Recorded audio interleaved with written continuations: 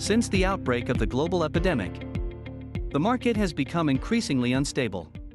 Recently, our entire component industry has faced problems such as insufficient supply of materials and extended lead time. Aluminum electrolytic capacitors are widely used in the market.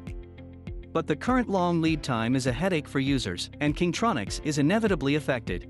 Nowadays, the lead time of many well-known brands is about 5 months or even longer. Inspired by innovation, Kingtronics and Oppo's delivery time is still very competitive in the market. High-quality product with excellent price and lead time support. Hope this advantage is helpful to meet your needs.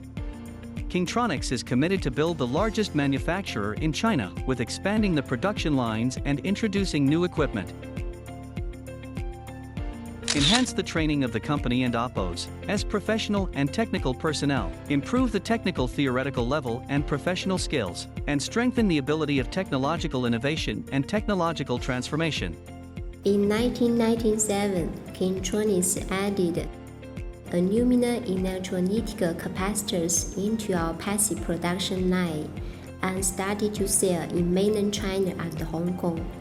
After years of sales experience and receiving many positive comments from the domestic market, we decided to put this series into international market in 2016.